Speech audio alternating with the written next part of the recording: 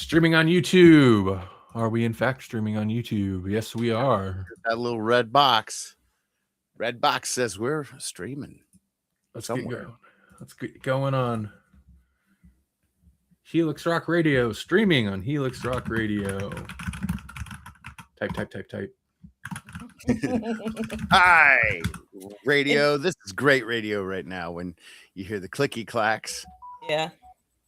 you know some nerd sound is happening. Yeah.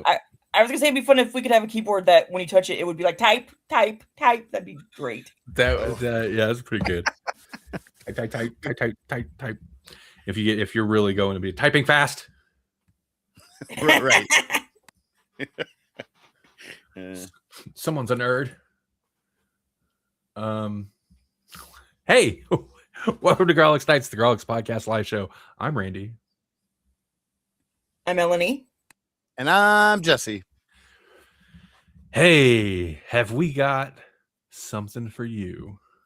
Do we? Have we? At the end of the show, look back, it'll be something. We'll have something. Something will have happened. We'll have recorded some things at your face. Yeah.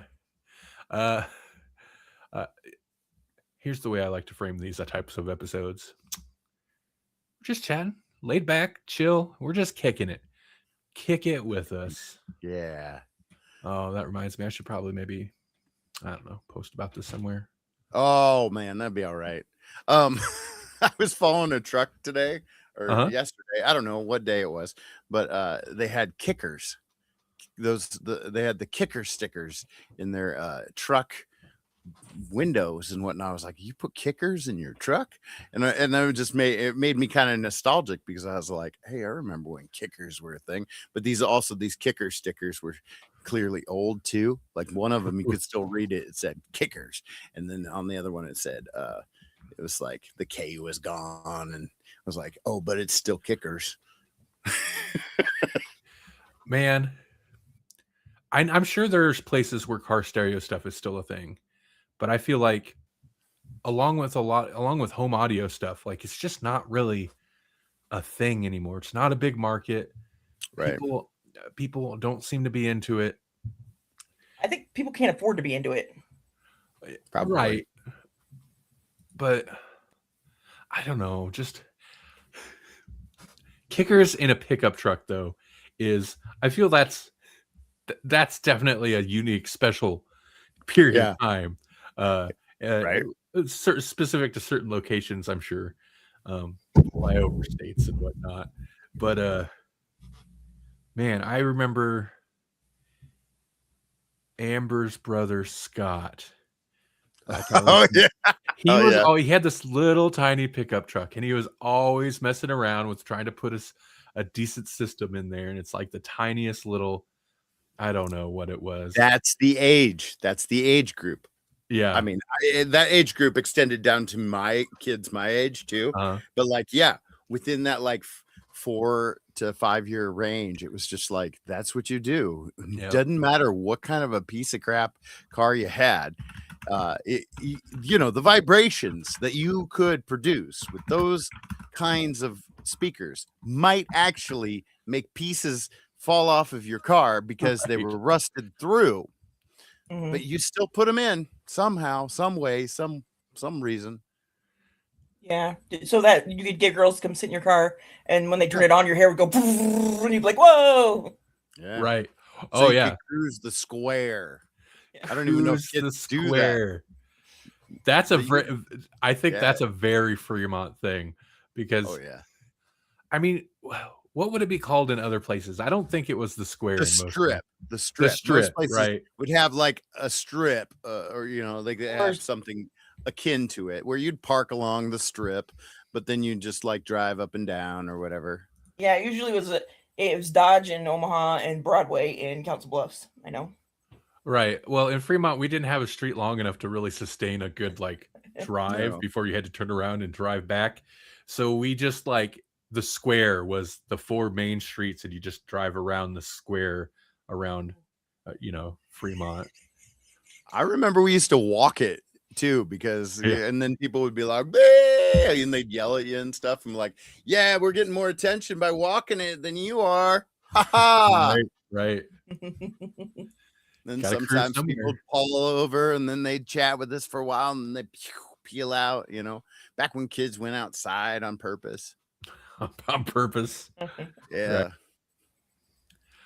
Oh man. Well, that's a thing. Cruising All right. Yeah, speaking of Scott, I'd cruise the square with Scott a lot and other buddies. But sure. Yep. Yeah, it was a whole like coming of age kind of thing where you'd bring in younger, younger kids, and then you were the guy with the car eventually, and then you'd bring in other kids, and it was like, I mean, I don't know, it was like an apprenticeship of being cool. Right. And because I was not super cool, we weren't often like, we need to find somebody that can buy alcohol. We were like, who's 18? We need cigarettes. Right. Cool. Well, and Scott was like he was kind of like, I don't know, he was cool to us because we were younger. But I don't think he was like super cool within his own age group. No, he's kind of a square. He is a square, cruising the square. But you guys were the older siblings, weren't you? Yeah, I was. Yeah, I'm the oldest. Yeah. Yeah, well, that makes a difference because I had older siblings, so I had liquor and cigarettes whenever I wanted them, and I still wasn't cool. So I didn't do like any drinking in high school. No, I mean maybe a little tiny bit, but hardly any. High school. Come on. I know we all can't be like, I don't know, getting high and hammered watching Hellraiser when we're 7 or something. So Hellraiser, yes. Yeah. Right. I upped the age. Hellraiser is probably what, 6? Yeah, I was probably like 5 or 6 when I saw Hellraiser, and I was like 12 when first time I got drunk. Right. Look, we could go outside. We could go outside and we could play in the dirt and stuff. But then when you got to high school, it's like, no, the only thing you can do is drink. There was a time when I'd go down. Speaking of that, I'd go down and hang out in the old Kiefer farm with Louie. We'd take our guitars and stuff down there and jam. Oh yeah, Kiefer barn. Yeah, that's true. I remember that. Yeah. So we lived in cornfields. Yeah, Melanie didn't, but I didn't. We did. I hung out in places that we called the dungeon and stuff like that. There you go. The underground. Yep. This is not what the show is. I guess it is now. Yeah, it is. Feel like we should rebrand like the middle-aged movie review podcast did, and just like, boom. Yeah. They got a great new logo. Just shout out to them. But like, we should be like the middle-aged Grawlix review. Right. And what we're reviewing, vague memories of our teen years that are what we remember, which is a little bit. It's a little bit. It's going to be less and less. It is. It's probably going to become less accurate as we go. Oh man, that like as so without giving any kind of details, the kind of week I had was I got called into my principal's office like twice over a thing, a thing that like I got emails from home kind of thing, like parents emailed, but they emailed directly to the principal, which I don't know if I appreciate or not. But anyways, they they email the principal, and she calls me in, and I'm like, hell, I don't know. Like that's almost my response. It's like, she's like, what can you tell me about second grade? And I'm like, what about it? And you're like, well, did anything happen with these girls? I was like, well, they did come up at one point, but there was so much going on. I just told them to go sit down. kind of thing. And then she's like, well, did they say anything about someone getting hit? And I was like, No, I'd remember that. I'd remember that. Did I hit somebody? And I would have told their teacher about it. And then there was another day where like the fourth graders were doing like a little TikTok dance kind of thing in their chair, and I called them out and I was like, well, if you got time to TikTok dance, you got time to finish your project, get to work, that kind of thing. I remember that, or do remember that moment. But then, like when they get done and they want to goof around, and they'll like even show me their TikTok dance or whatever. And I'm like, that's fine. That's great. Good job, girls. Now go away. Right. And so then, but the email was like, hey, Mr. Kiefer was filming them doing a TikTok dance. I was like, that's not sound right at all. Right. No, Right. That definitely did not happen. And then I was like, but did it? It was like, I will go check my phone, but like I'm having that moment right in front of my boss. Like I should just be like, no, that didn't happen. I should just stand firm. But I was like, hell, anything could have happened. I don't know. I don't remember. I don't know why I would have. Why do I want videos of kids doing a dance on my phone? I don't. That's the real answer. Right, but I'll check. And then I come back and I was like, this was terrible. I should have just said, no, it didn't happen. Right. And then if it did, go delete it off my phone for the love of God. Right. But no, I had to go back, check my phone. I was like, yeah, I'm not going crazy. There's no videos of kids doing dances on my phone. Why would I want that? And I wouldn't, but like in the moment though, like the reason that I would even question it at all is it's like kids will be like, hey, videotape me and now show me, it's like a virtual mirror is all it is. Like if I had videotaped a kid, that's all it would have been, was like, oh, we did our dance. Now, what did it look like? Right. And then I would delete that video because I don't want it. Sure. Well, I mean, I could see a situation like that being innocent enough. But then when you hear about it later, I could see a parent being like, that's weird. Oh, yeah. No, like a kid comes home and like, oh, that, the old dude with the long hairs videotaping my daughter. Like, right. Yeah. Okay. Yeah. That's appropriate response. You should probably follow up on that. Right. I advocate for that if your daughter comes home and tells you that story. Unfortunately, though, not a single lick of it was true. Right. And so I had to go to my boss over it, and it wasn't true. None of it was true. And it all came out fine, like they told the whole story, and the truth set me free, as it were. But yeah. I don't even know how we got on this tangent, but I just thought it was important, apparently.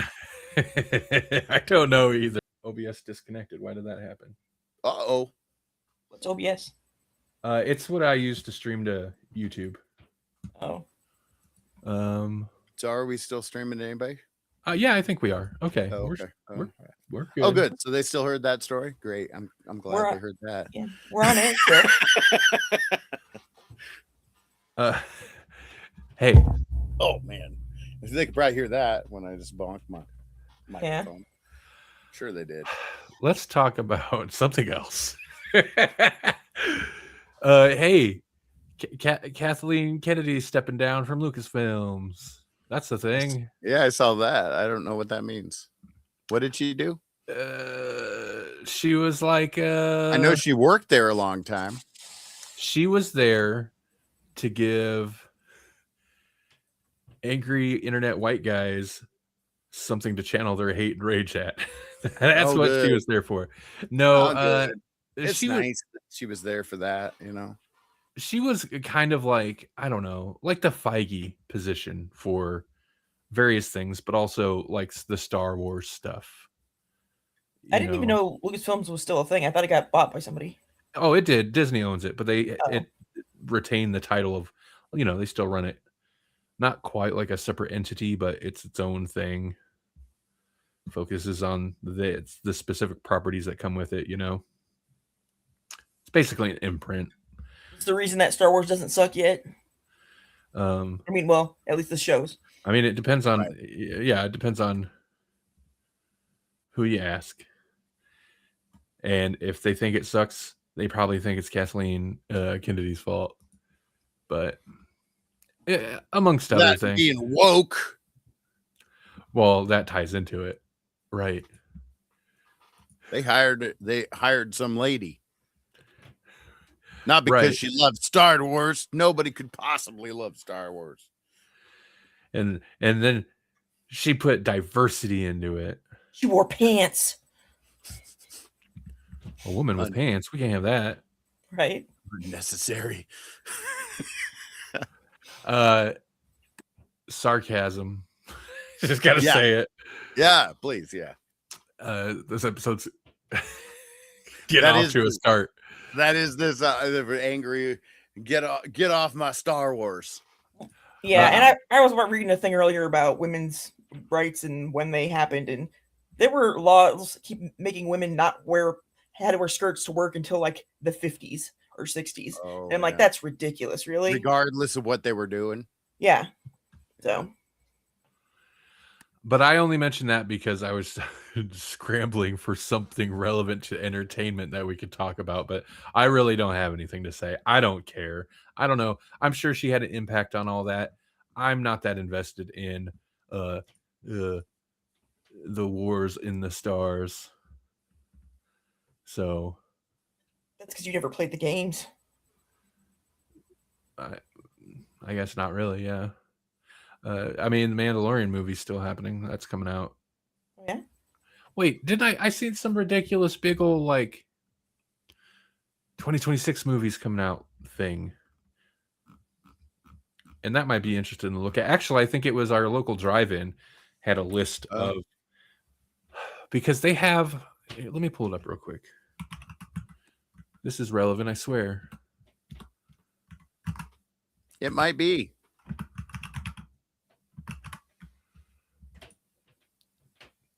That is if Facebook will show me that post again. Nah, it's gone. You actually want to find it.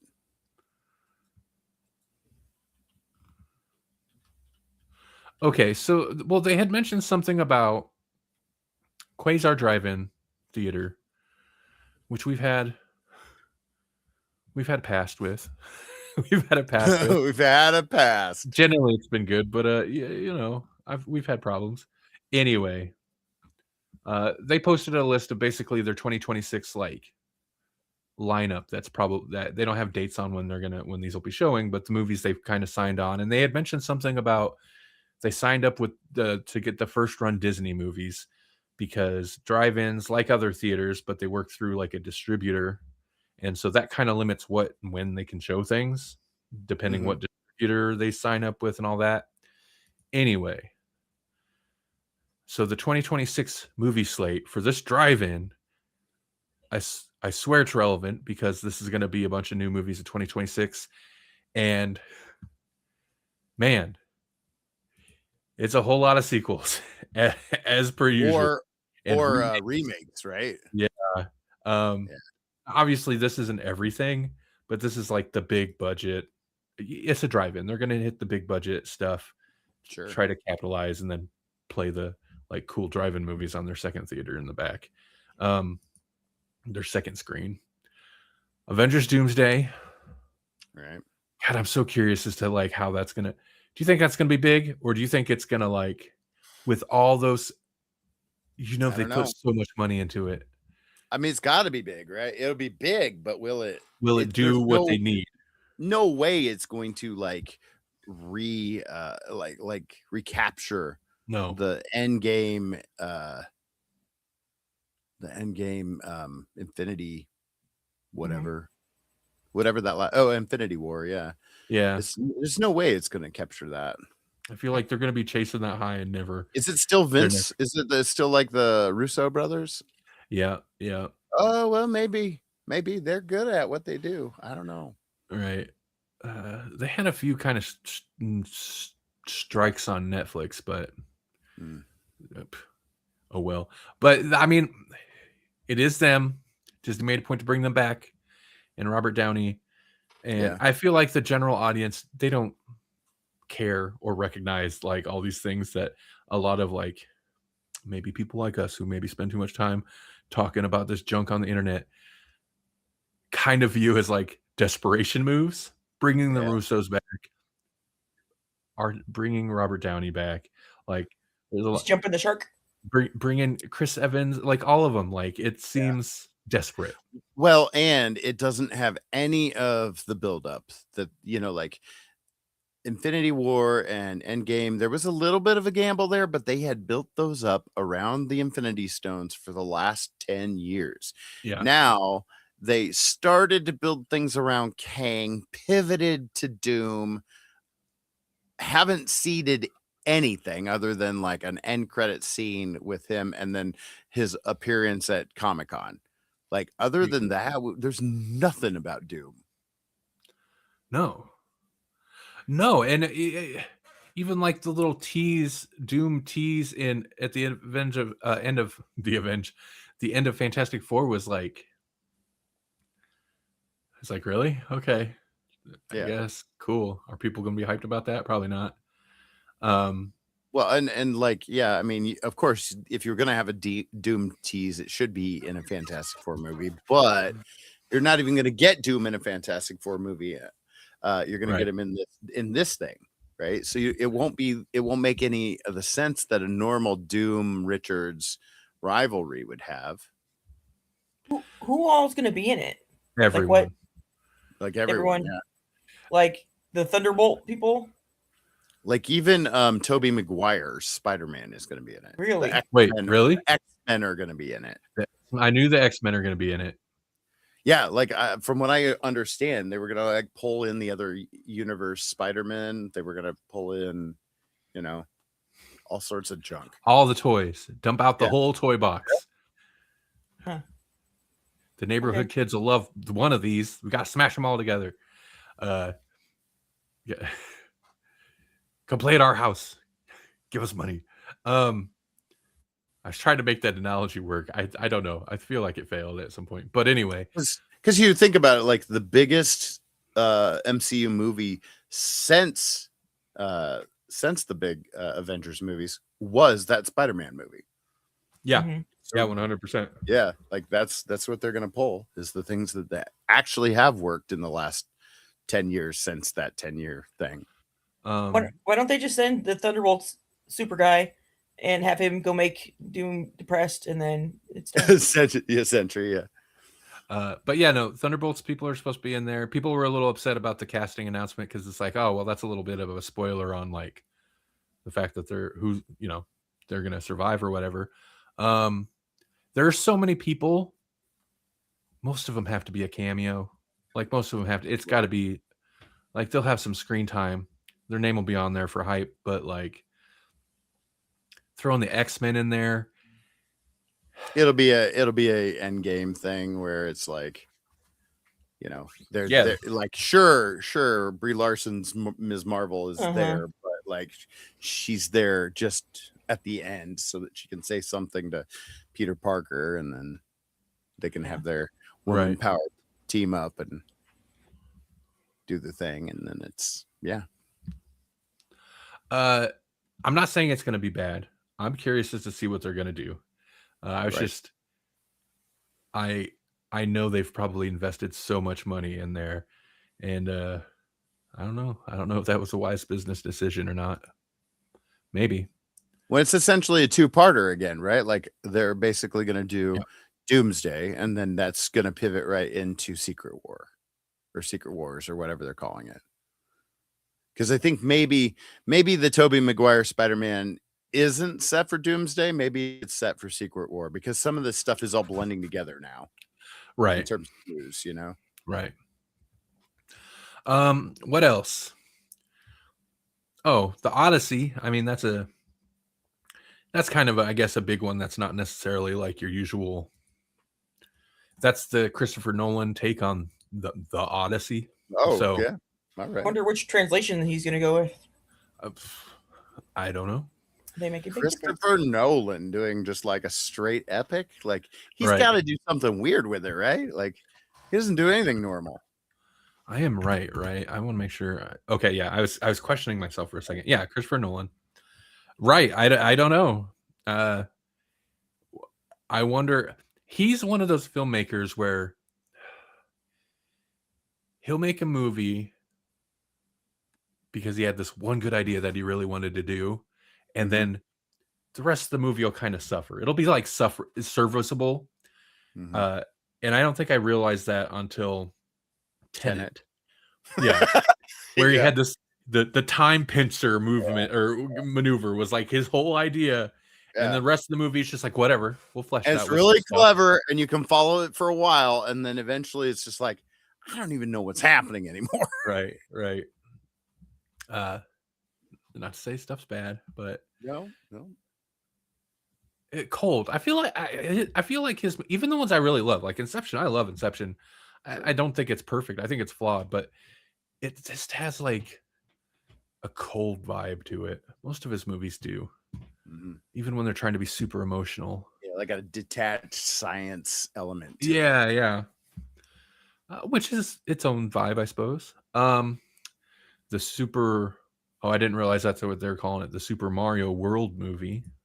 Oh, I thought it was Was it Super Mario Galaxy or something? Oh, maybe they've just. Hold on.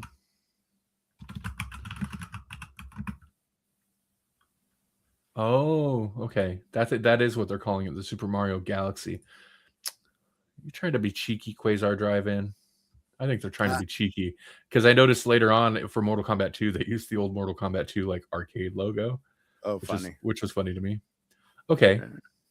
The Hunger Games: Sunrise of the Reaping. So it's a good book. Okay. I listened to that recently. I'm pretty sure I talked about it on here. You did. You were talking about, because I listened to both of them, both of the prequel books. I don't think I ever finished. Not that in terms of the movies, I think I just didn't see the last one, like of the original like franchise. Honestly, like that was the one that was like, I don't even know why there's a movie for this because it all happens in her head. Like a grand majority of the first part of the book is all like cerebral, like she's just fighting off going crazy. So like, how do you do that as a movie? Like, I love that book, but as soon as I saw that, I was like, oh, they're going to try and make a movie out of this. This is a terrible idea. Toy Story 5? Is that a thing? Probably. Toy Story 4 didn't need to happen. Yeah, that's what I remember hearing. Is that it was good. It was fine. It didn't need to happen. Yeah, that'll be a summer movie. Toy Story 5. I remember they abandoned this quick, but when Pixar apparently had the unofficial rule of like no sequels. Right. But then like Toy Story 2. And Toy Story 2. And then that kind of went out the window. Yep. Then it was Cars 2, Cars 3. Cars. I think Cars ruined me on Pixar. I was all in. I was like, yeah, they do great stuff. And I'm not saying they don't still do great stuff. Yeah. I hated Cars. I was like, this, I don't like this. I don't enjoy it. It's not clever. A lot of their other movies had some clever thing behind the concept. Sure. Yeah. And Cars was like, oh, it's just Cars. And it really just went downhill from there. Like I liked Inside Out, but then there was a whole bunch of other stuff. And even Inside Out, I was lukewarm on the idea until I saw it. And I was like, oh, this is good. This is a good movie. But then they do all these other things I don't understand, like the Elemental one. And it's just a whole bunch of them I haven't seen now. Yeah. I mean, Coco was good. I did see Coco. And yeah, that's not to trash. I'm sure. Are there Disney adults that specialize in Pixar that are kind of obsessive about it? I'm sure there are. And I'm not trashing these movies. I'm sure they're good. I mean, generally Pixar has done good stuff, but my interest in like actively searching them out waned quite a bit. Sure. I actually couldn't even tell you what Incredibles 2 was about. And I remember watching it. I don't know if I did. Oh, The Incredibles was great. I don't think I'd seen the second one. I love the first one. Yeah. I saw the second one. I can't tell you what it's about. Right. I don't think I even knew there was a second one, maybe. Yeah. Spider-Man Brand New Day. I am actually excited about that. Yeah. Man, yeah. The Spider-Man movies, that last 3 in the trilogy, they knocked those out of the park. I really love those. Yeah. Those are good. I want to rewatch those at some point. Chronicles of Narnia, The Magician's Nephew. Oh yeah, that's right. Because they did all the big ones with the main characters kind of thing. And so now like there's only like a couple left that you can do that have anything to do with like the original Aslan storyline. But Magician's Nephew is one of them. And then The Last Judgment would be like the only other one I can think of. But Magician's Nephew is kind of like the creation of Narnia kind of thing, or the creation of the world kind of vibe. So it's I don't know. It was an interesting read. Genesis. I haven't read it in years. Yeah, basically. C.S. Lewis, we've got to be biblical allegories. So this was his, kind of his origin, this beginning of the world kind of thing. Dune Messiah, which I'm actually a little surprised about. That's going to be 2026. So that was that Dune Part 3? Yeah. Is it? Okay. Which I'm sure. Sorry, go ahead. No, I was going to say that it would be the second book, because the first book was the first two movies. Well, right. But it'd be the third movie, right? Yeah. It'd be the movie. What's his name? Denis Villeneuve. And he's been knocking him out of the park. But I feel like this is definitely the last one he's doing. And I don't think he even wanted to do this to begin with. I think this, maybe even the second, although the first one is such an incomplete story, I can't imagine he didn't want to do the second one. You know what I mean? But I don't think he wanted to do this one. This was money's too good. Contractual. Oh, not even contractual. Just like, we'll just name your price. We need another one. Right. And I think this one's going to be very different because the story is very different. Right, Melanie? Yes. Okay. But I'm, whatever. Interesting stories with a great visual flair. The Dune movies were great. Mm-hmm.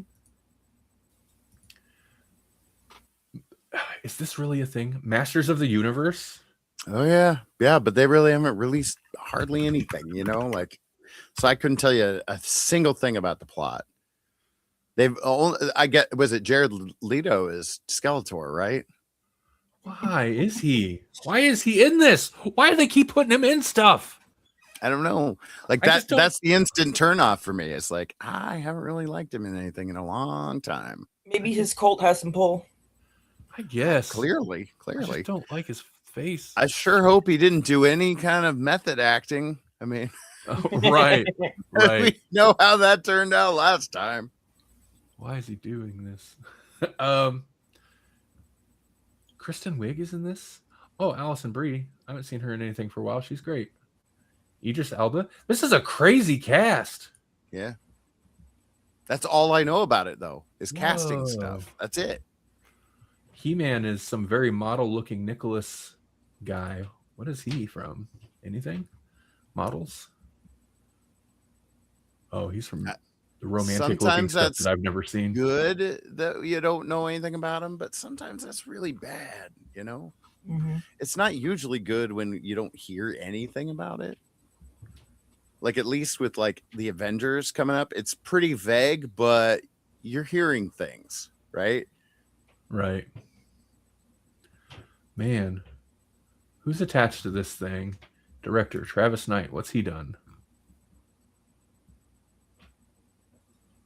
This movie has been in basically production hell for a long time. Bumblebee was good. Bumblebee brought the Transformers Michael Bay universe back to almost the cartoons. Wait, this can't be right. UHF? Did he really do? Former rapper. What? Who is this guy? Whoa. Okay, he did. Universe. He did not do UHF. I don't know why that was coming up under his name. Oh, he's done animation. Oh no, he produced He produced Paranorman and the Box Trolls. He also worked on animation of that. Kudo and the Two Strings, which is some animated. Oh, I liked that one. Yeah, that was on Netflix. Okay, he directed and produced that. He produced Bumblebee, Wildwood, which is in that's in post production. That looks like animated epic dark fantasy film. Okay, well, okay, he might be a fine fit based on his stuff. Like a lot of fantasy animated stuff kind of makes sense. I don't know. Okay, well, I mean, can it be worse than the other one? Got it. Oh, I love the other one, but it's not good. Right. It fell apart. It had no money. They I think they had to throw actors had to help throw in their own money and basically do the rest of the movie for free because they ran out of money. Right. Oh yeah, if they're not advertising it, ooh. Yeah, I mean, it's supposed to come out this year, and we don't know anything about it. Yeah, when that's not good. To come out? It's summer, June 5th. Oh God! Please tell me that Avengers aren't coming out at the same time. It looks like maybe is this a legit? I don't know if I can trust that YouTube channel. You can't trust trailers. Spider-Man and the Avengers going to come out at Christmas? Are they going to do the Christmas thing, or are they going to do the summer thing? Because if they do the summer thing, He-Man's doomed. Do kids even know what He-Man? I know there are a bunch of toys there, but I think the only people buying those He-Man toys are adults.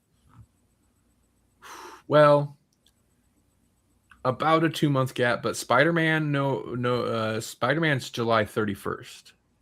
So towards the end, it's going to be competition still if He-Man does well enough to stick around for almost 2 months. What's the other one? Doomsday? Yeah. Then that's got to be Christmas, right? Because they're not going to pit Spider-Man and Avengers against each other. No way. That's Christmas. Yeah. December 18th. According to Google. I'm assuming that's accurate, but okay. Interesting. The Mandalorian and Goku. Oh boy. Oh man, you got some nerds just like oh my goodness. Oh, what? Oh. The Mandalorian and Grogu. They gotta put Baby Yoda's name in there, right? I guess. Yeah. I'm a sucker for Mandalorian. I want to see it. Oh, of course. The trailer, honestly, they did release a trailer a while back at a very inopportune time.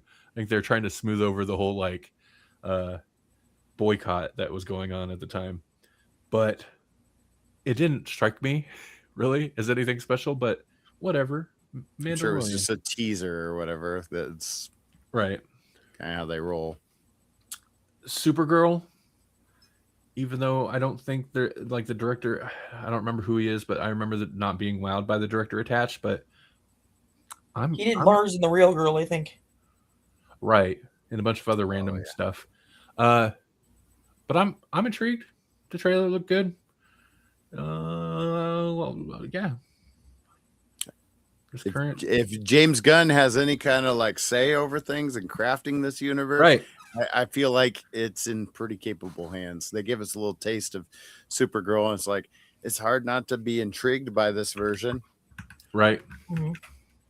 And Lobo, man. Jason, just to see Jason Momoa come out as Lobo. That's it. Right. God, such good casting there. Moana, the live action version from Disney. Whoa, no, stop it. They got it. They can't help themselves. They must be making the money back on these things because they keep doing it.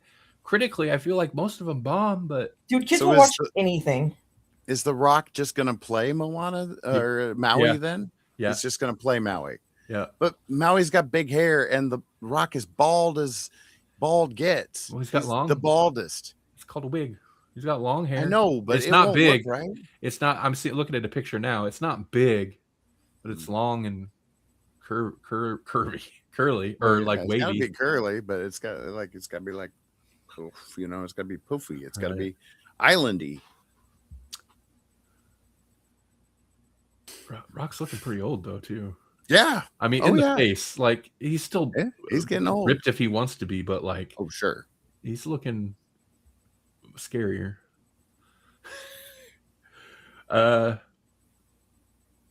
Project Hail Mary. I didn't know what that was. Who knows? It does look like it's got a good cast, so as long as they got a good director and they're faithful enough. Now that I think about it, I might have seen a trailer for this. It looked okay. Okay, not much else to say about it. Scream, what is that? 5, 6, Scream 7. Oh, they finally got that one off the ground after I feel like the main cast left over posts about Israel or something. Is there anybody new or like is it this same old cast? They're bringing the same olds back? Like, come on. I know they were bringing back people who were like Matthew Lillard. How are they bringing him back again? He died in the original trilogy, like the first. Not the. Did he die in the first one? Or did we watch it? We saw him die in the most obvious This is like the most realistic movie, or like the first one was the most realistic one. It's gonna be like Scream. I know what you did last summer. Something like that. It's gonna have Neve Campbell, David Arquette. Oh, stop it! Hand it off. McKenna Grace is a younger person. I recognize the name, but I don't know her. So she's probably, because they can't all have. Even Nightmare on Elm Street and Friday the 13th handed off.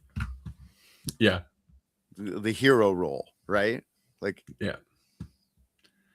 Oh man, they would do it when maybe they shouldn't have, and these ones just won't let go. Yeah, they were like, Sydney. Right. Do you like scary movies, Sydney? Scream 7. Well, to be quite frank, I don't think I've watched an entire Scream since Scream 1. The last one I watched was the one where she's scared to go outside. Like she does everything from home, and I think I saw that one.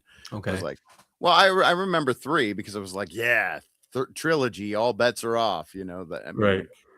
That was Kennedy's, as far as I'm concerned, the best things Kennedy has done have been Jamie Kennedy's. Right. But like, what is he going to keep sending out tapes? Did he just make tapes in contingency for everything? Like, there's clearly not going to be a tape for 7. I think that is, they kept bringing him back through tapes. Yeah. Look what I found. I found this. Why did you conveniently find this one now? I've always disliked Scream. I disliked it because I was like, I get it. It was good for like reinvigorating the slasher genre and kind of introducing people to it, or like younger people to it, making it more popular again in a very meta way. But like, I was a fan of slasher movies already, and I found it to be like ratchet. It was ratchet. Yeah. And it's become such a like iconic movie that it irritates me. I've been meaning to revisit it, open my mind, give it a fair shot. It's only been what, 30 something years or something. I just haven't made myself do it. I can't imagine that anybody that, I mean, I don't know. I suppose there's somebody out there that's like, they're just slavishly devoted to it. But like, even I gave up and I liked those movies. Like, I watched more of those than I should have. I liked the first one for 2 parts of it. I liked the beginning because I was excited to see Drew Barrymore in a scary movie, and then she died right away. And I was like, that's great, because she was the star, like she was the headliner. Yeah, sure. And then I liked the end because of Matthew Lillard. Right. But that was an interesting twist. It was good. Was it because he was feeling a little woozy here? Exactly, yes. Yeah. But when the second one came out, the only movie I've ever seen alone, I went and saw alone because my only other option was Scream 2 with everybody else. And I was like, I'm not going to watch that movie. I'm going to go watch Riddick by myself. Oh, okay. Wait, so you went and seen Riddick instead? Yeah, well, wait, is either Riddick, whichever one where he's on the planet in the dark with the monsters. Pitch Black? Yeah, that one. Okay. I was confused the way you said that, but I get it. You went to go see Scream 2, and then you're like, nah, forget that. I'm going to watch Pitch Black. Yeah. Okay.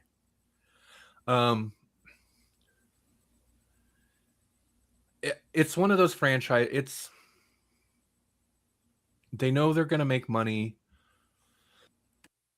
not even necessarily just off of people who, I mean, it'll be the nostalgia thing for some people, but also it's a recognizable thing. Ghostface, as much as I kind of loathe it, has become one of those horror icons. Right. So younger people will go see it, even if they weren't around for the original trilogy. Or that's the part I don't get. Like, how is it appealing to new audiences? I don't know. Probably because their parents talk about it all the time. Do they? Could be. I don't know. Some people might. I don't know anybody that talks about Scream movies. I don't know. Right. Yeah, but you associate with cool people like us, so you know. I mean, like I talk to people who actually like horror, so right. Yeah, I like it for the meta commentary. I always thought I that kind of stuff appeals to me, but like it was old beyond, it didn't make any sense to continue after 3.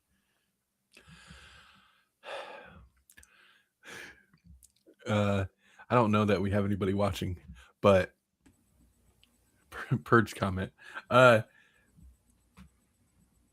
Wes Craven's greatest movie was Nightmare on Elm Street. Everything else was second rate, even the other good ones. I don't know. I 3 was pretty got a gas. good. What? I'd say 3 was just as good as 1. He didn't direct it though. Oh, he didn't? No. Okay, never mind. I take it back. He was involved in the production, I think, more so of that one than almost any of the other ones, except for, of course, New Nightmare. That was okay too, yeah, but not as yeah, good. that one's fine. I would agree. Nightmare on Elm Street was like, you could have ended it there like that, but then that was the least Freddy of the Nightmare on Elm Street movies ever. Oh yeah, like, that is not what Freddy Krueger's iconic thing became. Like that was developed in those horrible sequels. But right. but yeah, no, that first one's legit scary. Yeah, it's sorry, because Freddy's the worst part of Nightmare on Elm Street. Yeah. The concept is fantastic. He is a hack. I mean, he is a hack. That's accurate. A hack and a ham. He's a ham hack. Yeah. Oh man, and they made him so cartoony to the point Mhm. where he looked like he was out of a cartoon by the time they hit like 6. Mhm. The makeup effects in that one, not to say they were bad, but they were not good. Just slather some goo on his face or something. It looks so like rubbery and dry. Yeah. Well, and like I went to Freddy versus Jason and enjoyed it for what it was, but he's like practically mean mugging the camera the whole time. Oh. He's just breaking the fourth wall half the time. It's just like, oh God, he's like a radio personality. The vibe he gives off is just like, hey, oh, I don't like that. He become Bugs Bunny. Yeah. And they knew he became Bugs Bunny and they leaned into it. And it's both the problem, like the downside, but like as the series goes on, you're just like, well, embrace it, because this is probably in some of the sequels, that's the best part of it, is how ridiculous it is. Yeah, and to be fair, if there was really some evil entity and it was acting like that toward me, it would make it that much more terrifying, because I'm like, what is wrong with this thing? It's a psycho. Right. And it works for something like Child's Play because he's already a toy. Right. And that's a very he's a toy, and it's a kind of distinct personality that is goofy as well, and cracks one-liners and is ridiculous. But the tone of, maybe not the movies initially, but the tone of the franchise leans into it to where everything just has that kind of sarcastic, I don't know, vibe to it. Like Bride of Chucky is ridiculous, but that is just like taking that tone and just distilling it into everything. Seed of Chucky 2, although I don't think it's as good for sure, but Seed of Chucky is just like cocaine. It was like a Coke movie. It was just like, just make something. Just yeah. Mm-hmm. Let's see. Devil Wears Prada 2. I haven't even seen the first one. Yeah. Mortal Kombat 2. Okay. They did release a trailer for the first one that came out, I don't know, a couple years ago, was fine. It was fine. It was nice production. It's better than I expected. Me too. Right. Be cool if there was like the tournament at all. Right. Yeah. I think that's what we said at the time was like, they kind of ditched the whole concept, didn't they? They did. The tournament thing is maybe in like American movies is kind of dated, but like that is, first off, that's what the original game was based off of, like Bloodsport and stuff like that. It was based off of the whole tournament fight thing. Enter the Dragon, Bloodsport. Yeah. And the tournament thing in some, like in anime, is still very popular.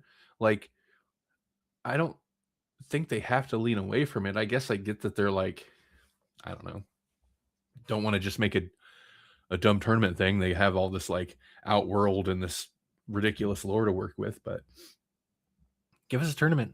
Give us some tournament fights. But all that was convoluted in the game. It was always so convoluted. And I feel like it's not necessarily any less convoluted in the newer games. Right.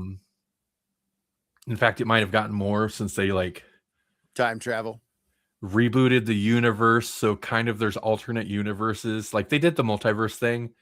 Yeah. Bad timing on their behalf because people were done with it by then. But anyway, Scary Movie 6. Why not? You got Scream 7. You might as well have Scary Movie 6. No kidding. Toy Story, Scream, Scary Movie, Mortal Kombat. We've hit peak. It's 30 years. We've hit peak 90s nostalgia. That's what it is. That's what's happening right now. Resident Evil. Apparently, is that a new Resident Evil movie? A reboot? And He-Man. Oh, yeah. And He-Man. 90s nostalgia and He-Man. Just what we need. Toxic masculinity. Bringing it back. Oh. The new Resident Evil is directed by Zach Krieger, who was one of the whitest kids you know, but also he did Barbarian and Weapons. He's been on in kind of a decent streak of horror movies. Okay. Yeah. I didn't know he was one of the whitest kids you know. Yeah. Huh. Okay, interesting. Can't be worse than what's his face? God, what is his face?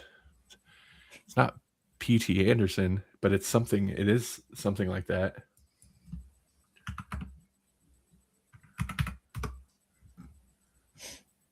Paul W.S. Anderson. Okay. Gotta be better than his take on it. Anyway. Return to Silent Hill. Oh, wow.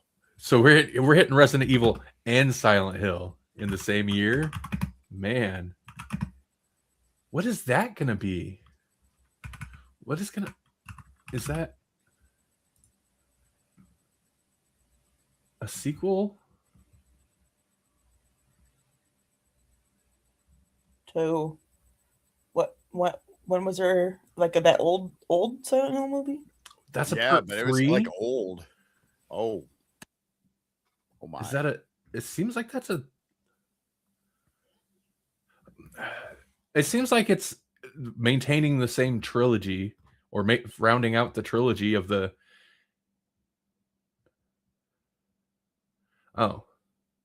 I don't know what it's going to be. So you know what? That's fine for Silent Hill. The games are like that. None of them are really connected. Some of them, at least one of them started off as not even a Silent Hill game that they retrofitted into a Silent Hill game. It's fine. Whatever. Just give us some Silent Hill vibes. It might work. Yeah. Give us Triangle Guy. Disney Pixar Hoppers. If it's not about a certain cop from small town. It's about grasshoppers. Right. But or maybe bunnies. Beavers. Beavers. Oh, I saw the trailer for it. It's funny, but like, why? It's basically so it's funny because like during the like the trailer exposition for what's about to happen, it's like, oh, so it's like Avatar.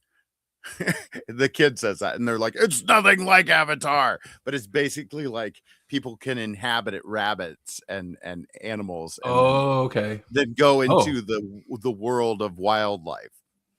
Oh, It's funny. It was like a bear movie. gets this beaver like at the pond, and then the one that's being piloted by a kid is like saves his life or something, and he was like, "Why'd you do that? I got him." And he's like, "Yeah, why'd you save me, man? He got me." Okay. And he's like, "What do you mean?" It was like, "Yeah, it's just the rules." And he's like, "Do you still want to eat me?" And he's like, "Nah, it's weird now." And Clayface. Oh yeah. Clayface is, I'm definitely intrigued because it's written by Mike Flanagan, but it's not going to be directed by Mike Flanagan, and that has me less intrigued. Mm-hmm. I could be really good as long as it's given the right approach. Mm-hmm. The director's done a lot of horror movies, so that's good. I like that good. Because that was his. I think that was the whole. I mean, of course, Mike Flanagan. You attach it to it. I want it to be horror. I think that was the whole angle. It was like a body horror type thing. Yeah.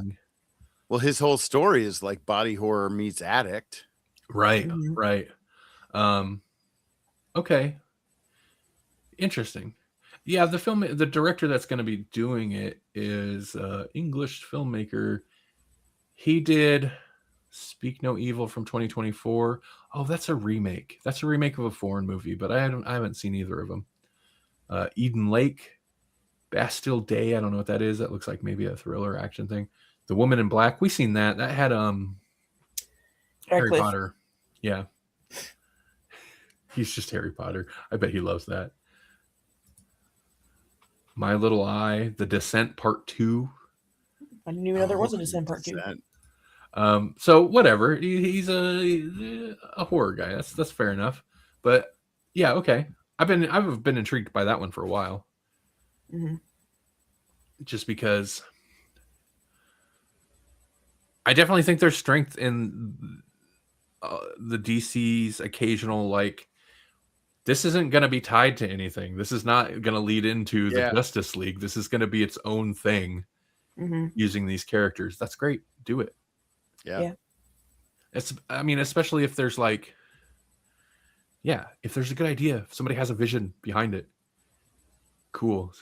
I think the problem with a lot of movies, this is just such a generalized statement, but also specifically MCU, especially after a point, is like, it becomes, I feel like for the studio, the filmmakers, and the viewers, it just become like a requirement as opposed to like a thing people are actually passionate about. Yeah. Right. But anything else? Nope, that's the whole list. Cool. It's amazing. That's amazing. Well, you know what else is amazing? Beetlejuice. So which is one of the weirdest stars because of its strange which pulsing. one? Which one is Beetlejuice? Ah, okay. Okay, had to do that. Yeah, of course. But it's weird because of it's weird pulsing that has been a big mystery until now. Okay. But a small star companion that they named Sawaha or something like that. It's not named Joy, like Joy to the World. Nope. Okay.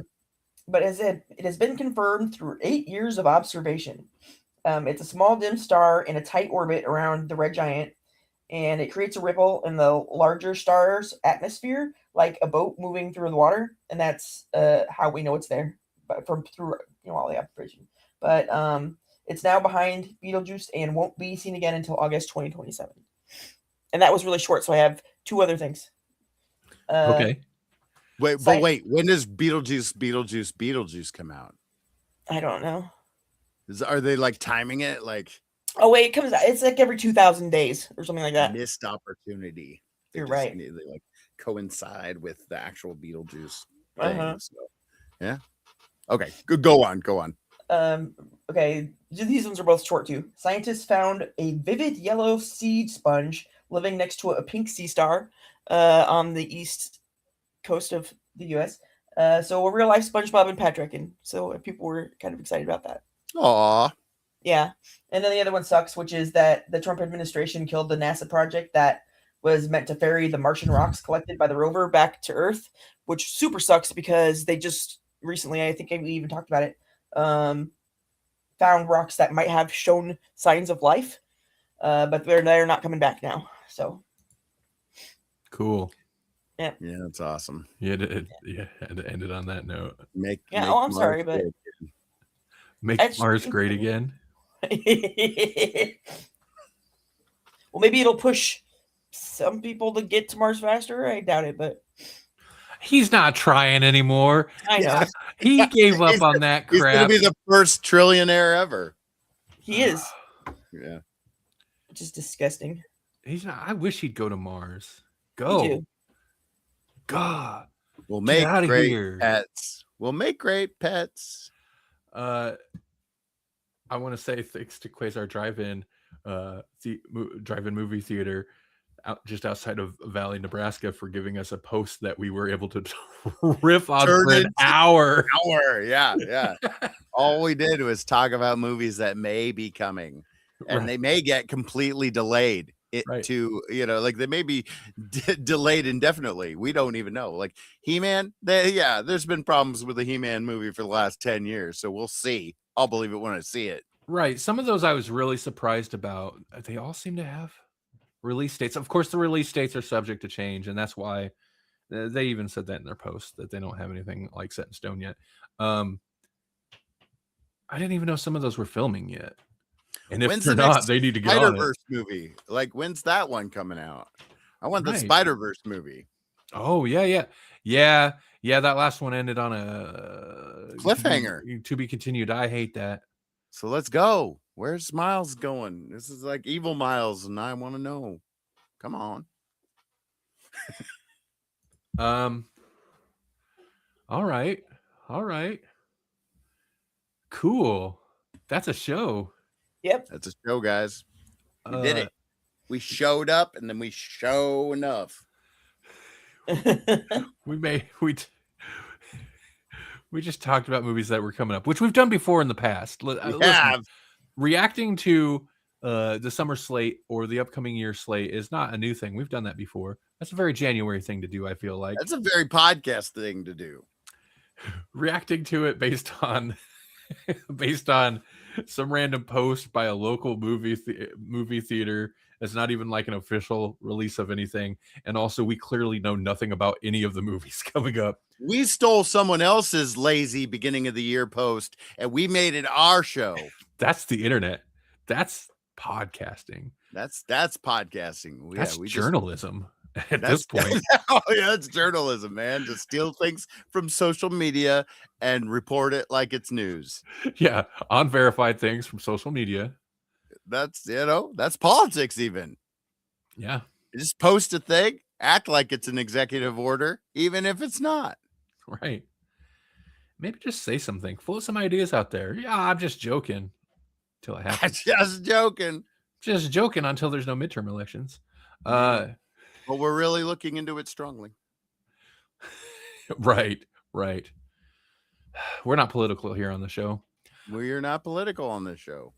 Jesse, got anything exciting, interesting coming up? The only thing I do right now is write the same short story over and over. Are you doing more drafts? Well, I think I'm pretty revisions. Close. I should say. I think it's pretty tight. I don't think if I monkey with it too much more, it'll do anything good. But like I'm not great at mechanical stuff. So like I'm open to tweaking some things. It's like, oh, you shouldn't use a semicolon. But like I'm so skittish about using M dashes because M dashes people are like, well, it's AI. Yeah, yep. Yeah. You got an M dash? That's AI. Right. So it's like, I'll use sometimes I'll use a semicolon. It's like, I've never really understood semicolons. I use them to break up like a list. If I'm using commas in a list, then it's like, oh, well, I can't use another comma already, or they'll think it's part of the list. Semicolon. Mm-hmm. I read through, this is a little off tangent, but it's related. I read through a very long Reddit thread a little while ago about somebody. I don't remember what the original post was. Like, hey, is this AI? Or I was reading this thing, but it's AI. Or just a post about something else, and somebody else is like, it's AI because they whatever. And a guy in there is like, hey, so I'm an internet user since the early days. And he had this long speech about basically how a lot of them, especially the earlier ones, were like worked in technical fields and were very educated, formally educated, and initially like they treat the way they correspond with people in a similar like professional way, and then also just the idea of like cleanly conveying a lot of information because you didn't have instant messaging. Like you'd send an email, maybe somebody would check it in the next couple days. So you'd like load this thing up with information, but you want to organize like this very long thing. And it's like, yeah, some people writing too nice makes you look like AI now. And that is frustrating. Yeah. Right. Whereas it used to be like if you just wrote some nonsense, then the people would be like, oh, that's AI. Now if you just write too proper. Well, and the worst part is like I got hammered for a post that really blew. It was the only post I've ever written that really blew up on Reddit. And it was my Dread is the perfect reboot post. It was like, we need more reboots like Dread, where you just don't acknowledge that there's, like this previous stuff, and you just move, and you just in media res or whatever it's called. You just jump in, and it's Dread doing stuff. That's what you need. You know, I don't need 100 origin stories. Just get Dread out there doing his job.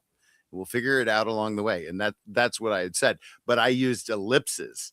So like I was using ... for everything. And I was like, okay, so I got hammered by that because that's what everybody was saying. It was like, use ... for everything. It was like, fine. Then I'll use it. Then I started using M dashes. Now you can't use M dashes. So you can't. It's like, I don't know what to do. Just commas, just periods. I don't know. I like ... I like that's because we're millennials. Apparently, that's a millennial thing to do. Really? I use it a lot. Yeah. It's pacing for me. It's pacing. Yeah. For me, it's pacing too. It's and so a way to be like, I like the like blah blah blah. Boom, boom, boom. You hit the ... gives it a little break, and then you make your point or whatever. That's your pregnant pause. That's your like I've heard that we from younger people, we use it too much and we never finish what we're saying because we use those to just end sentences a lot. Oh, I never. Well, that sets a mood. Conveys a thing if you're going to end a sentence that way. I usually won't end a sentence that way, but if I do, the point of like trailing the sentence off is the point anyway. No, I understand. What? Just tell them like, hey, read this cursive for me, and then shut up. Right. You can't. Oh God, we've done it. We're old. We're shaking our fists at the clouds. When I applied for my job, I had to write a paragraph about my philosophy of education in cursive. When I got my job, that was like a requisite to see if I could do it. Really? See if teachers could do it. Yeah. Now it's like, you don't even have to teach it, let alone do it. Right. Personally, you can write fast with cursive. I personally did give up cursive. I gave it up. I didn't like it. I don't like cursive. It made my writing too sloppy, and I can write fast enough not doing it cursive. That said, it is, I don't know. It's weird that we don't teach cursive, but I guess you don't really need it. I think it's weird that some places they got rid of spelling. Like you don't have spelling tests and stuff. And I'm like, what? That was bad. About? Yeah, grown-ups already can't spell for crap. How are you gonna have kids not even try? But I have cursive always. I have most of forever since I stopped having to do cursive in school. I can't do B's or Z's, or there's a couple other ones that I'm not sure. You know, so I can't really talk too much smack because. The other thing real quick about AI is so Bandcamp, where you could put music on there, finally came out with their like stance on AI music, and they're like, we're not going to allow music that is wholly generated by AI or mostly consist of whatever. How are they going to enforce that? People report it, and that I think is going to become a problem. That's the problem. That's going to become a problem. Because people don't really understand what they're seeing. That's what I mean. Like the M dash thing. It's like somebody could actually be using it correctly and then get reported. Yeah, that's my thing. And like, I don't want to lose a bunch of Reddit karma, so I haven't posted about it. But like, the Bandcamp subreddit is just going crazy with people. Like, I reported this post. Let's keep going, guys. Like, I did make a post. Post on Blue Sky about it, but it's like a real heavy pitchforks and torches vibe going on the Bandcamp Reddit about reporting AI artists. And so I'm just like, well, surely no legitimate artist will ever get caught in that crosshair, because pitchfork and torch mobs are always right in who they persecute. I think it's going to be a problem. And then I've seen at least 2 posts this afternoon. I'm on Reddit too much. 2 posts this afternoon pop up about why stop at the music? Why don't they ban AI art too, or for covers? And it's just like, God, first off, that's going to even be worse. But people, because I already see that a lot. I'm frequently defending various artwork people post that's clearly not AI when half the comments start accusing it of being AI. Yeah, it's going to be a problem. I just bought a game book. It's an expanded edition of an old game that's been around for a long time, but they incorporated a little bit of AI and they were honest about it. So it's got an AI tag on it, and there were a bunch of people just like commenting on it just so that they could say that AI is a no-go for me, bro. Right.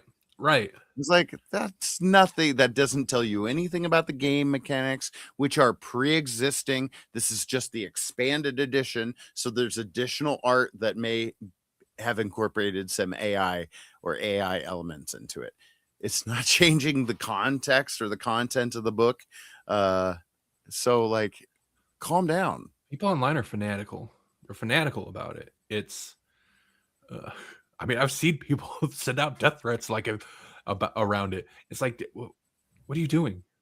Are you serious? They're all freaking out because they're gonna take our jobs, and then they're probably gonna kill us. So Right. Well, that is what they're freaking out about. But it's well, and the guy that published this book in the first place is the principal artist for the book. So like, he's just using the AI as a tool to help himself get the book out there. So like, he's the art director for the book. So why didn't he just hire somebody? Huh? Why didn't he just hire an artist then? I know. That's always the thing. Oh, it's always the thing. I was like, oh man, like, I get it. Yeah. Sure. Best if you have it's like practical effects, man. It always looks better. Granted, throw a little CGI on top of that though, and now it's even better, right? Like, so you got practical effects, you got the CGI to really just take it to that next level. That's all AI art kind of does, right? Like you got all your practical art effects throughout the book, and then you throw a little bit of AI art in there just to give it that little punch, and boom. Now you got a really nice product from a person that's already put out so many products using their own art. Now they're just using the tools available to them, like a person that lives in a world that keeps evolving. The tools are being and will be incorporated into various things. Yeah, no, the people who just will type a prompt and then spam a bunch of junk, they were never going to make anything good anyway. Right. Like, that's fine. But the people who there are great potential applications beyond just spamming a bunch of generated stuff with minimal input. I see that examples of this a lot in some of the visual effects subreddits and stuff. People post some things where they use AI, and they're coming up with really interesting, effective uses for AI when it comes to, like, somebody did as an example, basically put the Wolverine mask on some of the scenes from Deadpool and Wolverine where he wasn't wearing the mask. Oh, sure. Looked super convincing, looked really good. And most comments weren't that crappy in it, but there were, of course, some like, well, the VFX industry smoked, or they're cooked, whatever. That's the common thing. Well, this industry's cooked. And it's like, who do you think is using those tools? It's the VFX artists. Like, it's the executives who want to save the money. Yeah, they're going to do every cost cutting. They're not the ones that understand or will implement these tools. They will have the VFX artists implement them. And I think in use cases where it's valid and kind of negligent to ignore like such a jump in potential in technology, that's what it's going to be. It's going to be the people who were doing the stuff anyway, using it. Not to say it's not going to take jobs. It will. I get why artists are mad. I get why musicians are mad. The AI music thing is a problem, but like, man, you bring out the pitchforks, you're just gonna end up screwing legitimate artists in the process. Nobody was mad when the Spider-Man movie came out, and that was like early machine learning animation applications of this technology. Right. Yeah. Sorry, go ahead. They just need to figure out some way to like detect it, like for real. Like, I don't know, some kind of signature. Make all the AIs have like a signature they put in their code, so that they can be like, okay, this is like whatever percent, AI generated or something like that, and there's nothing natural about it or something like that. Right, but I think the hard part with that is that now even like spell checkers are utilizing AI. So like Grammarly, like that's an AI. So like I use Grammarly to work on my short story. I could potentially get pinged by certain detection softwares because that is also in its infancy. And so it's like, oh, false flag. All you did was use this to correct your own grammar or to correct misspells or whatever, or you had too many, you'd had double commas by accident. And now it's like, oh, well, we caught you using the AI. Right. No AI for me, bro. Right. It's gonna be a no. What's the percentage then that's acceptable too? Because it is being integrated in tools. I don't hardly ever use it in any of the Adobe stuff, but Adobe they're dead set on injecting it into everything, probably because that's sexier than actually updating their software to a modern acceptable level. But I don't know, but isn't there like a thing where you can like, I'm just going off of the little bit of AI I've used to like make AI art or whatever, where if you're using an original image, it should be able to say there was an original image in here at one point. I mean, I don't know. I think so, but they're more interested in making sure that they key things that have been altered with AI. Like they're more interested in that. It's like, oh, watermark on it. Why? Now it's Who got gives AI. It's altered. Oh, but if there's any AI use, there's a lot of people it's just hard line. It's all or nothing. Well, that's dumb. If there's any, then you're stealing from every artist. Every artist is poor because of you. Or you're using it for your bad faith, using it for misinformation. Right. And we have to catalog that. Right. And I'm not saying, again, yeah, there are problems. But the people trying to police it are not enough informed. That's the government. That's politics. Democracy is messy. Right. Right. We knew this from day one. George Washington knew this. And he had slaves. Yeah. He had slaves. Yeah, he was mean to her too. Yeah. Yeah. Anyway. And he's on the dollar bill. Should have been Benjamin. And a quarter. No quarter given. We should probably end this, huh? Yeah. I thought we were going to like 15 minutes ago. We're going to get added to a list. Oh, man. We're AI. Love us. We're already on. We got tagged. We got tagged because we talked about AI too much. I'm on. There's a site where you can look to see what block lists you've been added to on Blue Sky. I'm on AI block lists. But that was another thing. Like in the one of the metal subreddits, somebody was like, let's put a list together of AI people, of artists that have used AI art cover, and so it's just like they're making blacklists because some band had an AI generated artwork, and it's like, dude, you guys are nasty. Right. Like you can't even be honest about it. It's like, man, the people who are being like transparent and being like, yeah, I used it, I did it. Like that shouldn't be penalized. That should be like, okay, now we know exactly what we're getting. Right. And we can buy or not buy, but we don't have to pitchfork. We don't have to have torches. Yeah. And I know we're trying to end, but every time I get in an argument with somebody about it, I explain the way that Randy had used it. And they're all like, well, that's fine. But I'm like, well, yeah, but you're not saying that, well, that's fine. But you're just saying no to all of it when a lot of it is this. You know what I'm saying? Yeah. Right. They're very black and white about it. I've been teaching it like the last couple of days. I've been pulling up Gemini because that's what our district uses.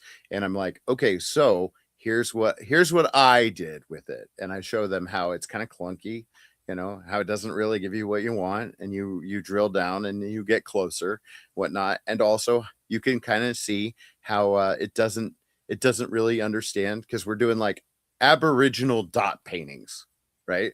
And so I'll be like, okay, I'm gonna ask them what they think that their version of our project should look like, right? And it was like just like a handprint done in dots, basically.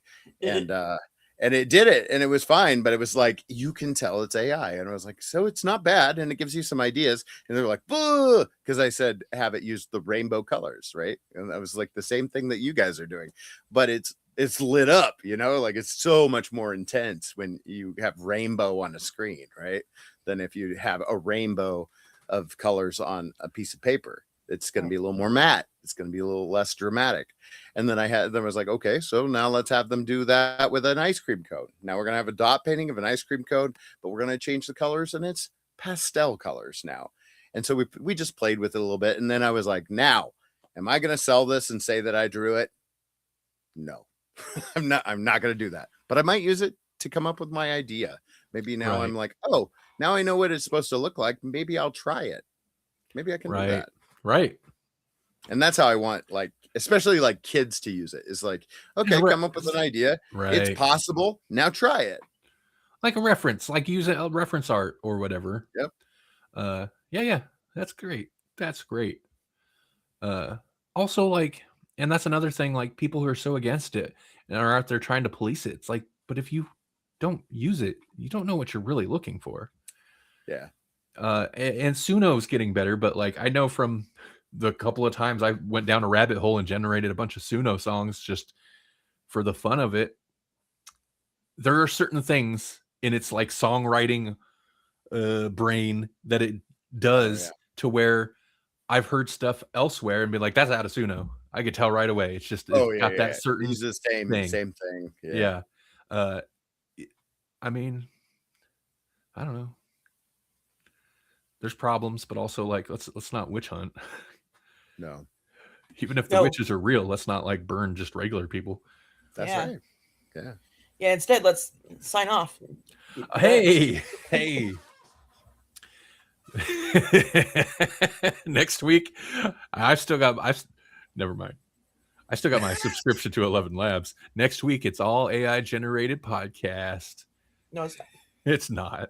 Are you gonna do it? The best of AI metal on Edge of the Abyss. Yeah. Do it. Oh, you know what? I might actually get some listeners, even if it's just a hate listen on that. That'll be my last episode of it. All right. Thanks everybody for watching. Thanks for listening. We're humans. Yep. For now. That's what a human would say. That's we do normal human things. That's right. Beetlejuice. Grawlixpodcast.com, GRAWLIX podcast.com. M-dash.com. M-dash.com. I wonder if that's a thing. Anyway. Bye, everybody.